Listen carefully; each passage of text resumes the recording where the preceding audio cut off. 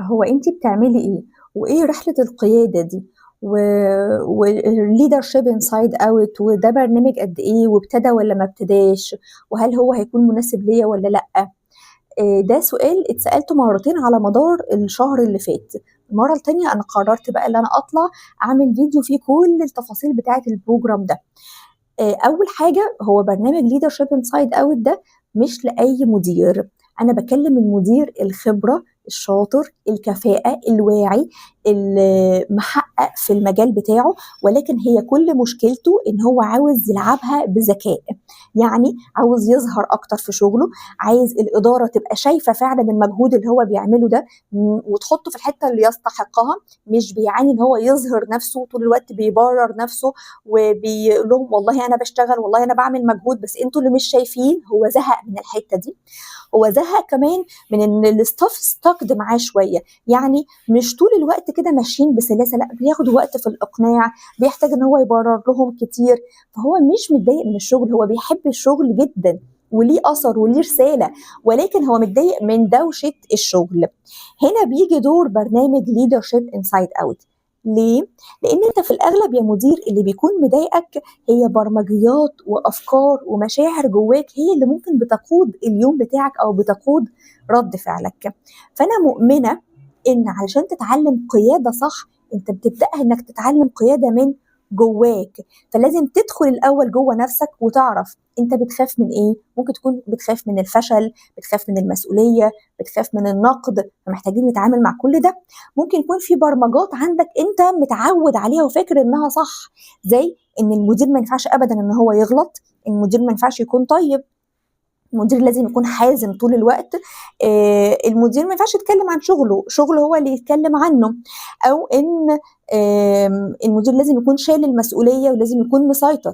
كل دي برمجيات النتيجة بتاعتها توتر أكتر وشد أكتر ومتابعة أكتر، وحياتك بتروح في التوتر وفي الشد ده، وبتفضل بعد كده تشتكي تقول أنا مش لاقي وقت إن أنا أعمل أي حاجة في حياتي، أنا حياتي كلها شغل وبس. طبعا احنا مش جايين عشان نشتغل وبس، احنا جايين نشتغل ونعيش.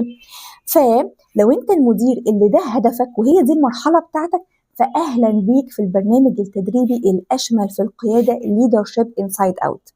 في البرنامج ده بعد ما بنتكلم بالجزء السيكولوجي العميق ده وتبدأ تفهم نفسك كويس جدا، بنبدأ نتعلم بقى مهارات تقنية زي مهارة الإقناع، فبتبدأ تفهم دماغ اللي قدامك وإيه التحيزات النفسية اللي عنده، ممكن إيجو، غرور، لا هو يحب إن الفكرة تكون طالعة منه هو، مقاومة عشان هو بيحب مجهود أقل الاستاف مثلا مش عايز تحمل عليه. كل دي تحيزات نفسية بشرية، فلما أنت تكون فاهمها وتعرف ان هم بيرفضوا او الفكره او بيرفضوا القرار ده عشان التحيز ده، وازاي ارد عليه واعيد صياغه كلامي واعرض فكرتي تاني بطريقه تدخل دماغه، فببدا اعكس التحيز ده او استخدم التحيز ده لصالحي. دي مهاره الاقناع.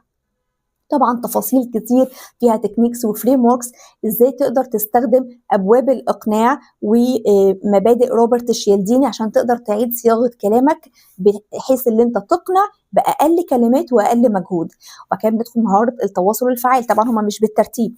مهاره التواصل الفعال وازاي تستخدم لغه الجسد وترتب كلامك وترد على الاعتراضات فتقدر توصل المعلومه بوضوح بنفس النيه اللي جواك، ما تتفهمش غلط او يقول لك لا انا اصلا ما وضحليش الموضوع كده، كنت محتاج توضحه لي اكتر.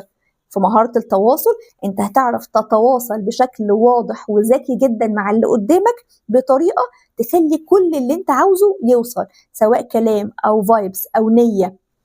وبعدين بنشوف مهارة بناء الثقة، لأن فريقك عمره ما هينفذ تعليماتك بسهولة غير وانت باني الثقة معاه. عشان كده أنا بيجيلي استشارات زي أنا عملت كل حاجة مع الفريق، بحفزه إيدي بإيده طول الوقت أنا بتكلم معاه، ومع ذلك لما باجي أطلب منه حاجة ما بينفذهاش بسهولة. ليه؟ أنت من البداية المفروض تبني الثقة معاه ب10 خطوات كده هنمشيهم مع بعض، ولو الثقة دي اتكسرت نقدر نرجعها إزاي، وإيه أصلا التراست كيلرز اللي انت ممكن تكون بتعملها وكسرت الثقة وانت مش اخد بالك. فالموظف اللي كان كفاءة وشغال معاك حلو قوي اتحول موظف بيقاومك أو بيعاندك. وبعدين مهارة تحليل الشخصيات، ليه؟ لأن احنا مختلفين، فاللي يناسب حد ما يناسبش الحد التاني، فانت محتاج تفهم أكتر كل شخصية، ايه اللي بيحفزها، ايه اللي بيغضبها، ايه اللي بيحسسها بعدم أمان. وموضوع بسيط وسهل جدا، يعني انت في جمل كده بمجرد ما هتسمعها هتحط في الشخصية دي يبقى انا هتعامل معاه بالطريقة دي، وتبدأ تدوس على طول والدنيا تبقى معاك أذكى وأسهل. وبعدين عندنا مهارة الذكاء العاطفي، وهنا بقى بيجي دور اللي انت يكون عندك ثبات انفعالي، مش لانك متعلم ده او بتحاول تطبق ده، ولكن لانك هتفهم هو انت اصلا ايه اللي بيخليك تتنرفز، وايه الجذر بتاعه، وايه اللي بيخليك تغضب ويخرج منك رد فعل انت مش راضي عنه، وتتعامل مع الجذر ده. بمجرد ما تتعامل مع الجذر ده بتبدأ تتعامل بشكل تلقائي بثبات انفعالي بيبقى خارج من جواك فعلا. وهو ده الهدف، انك تخرج من الرحلة دي وانت مش بتطبق مهارات قيادة، لا، انت هتكون بيخرج من روحك ومن قلبك وبكلامك القائد المتزن الحاضر الهادي. ده بيحصل ازاي؟ احنا ماشيين رحله على مدار 3 شهور، بنتقابل مره كل يوم سبت بيكون محاضره على زوم ميتنج، والسبت اللي بعده بنفتح توبك اسئله واجوبه على التليجرام، فانت بتقدر تسال اي حاجه وبرد عليك، والسبت اللي بعده محاضره وهكذا. فعلى مدار ال3 شهور هنتقابل 12 مره، 6 مرات محاضرات و6 مرات على جروب التليجرام. طب وما بين السبت والسبت انت مش قاعد فاضي، انت بتبدا تتفرج على ريكوردد فيديوز بتتدرب على المهارات دي من خلالها، وبعد كل فيديو في خطوة تطبيقية بتكتبها عندك وبتطبقها في شغلك وترجع تعمل لها ريفليكشن وهكذا. وكمان رحلة التواصل الفعال ورحلة الإقناع دول منفصلين على جروب التليجرام، فلما هيجي دورهم هتلاقي نفسك داخل على جروب تليجرام متسجل عليه أوديوز تبدأ تسمعها عشان تكسر البرمجات وتبدأ تشوف الأحكام وتكسر المخاوف بتاعتك وتصاحبها وتبني الهالة وتبقى المدير الكاريزماتيك قبل ما تدخل تقنع أو تتواصل مع الريكوردد فيديوز طبعا. فلو انت جاهز للرحلة دي وانت دلوقتي في المرحلة بتاعت انك محتاج تفهم قواعد لعبة الإدارة علشان تكون مدير مؤثر في مكانك بأقل وقت وأقل مجهود، ففي الآخر انت هتمانج سمارت نوت هارد، ابعت لي ليدرشيب. ولو عندك أي استفسار تاني أنا هرد عليك من خلال رقم الواتساب.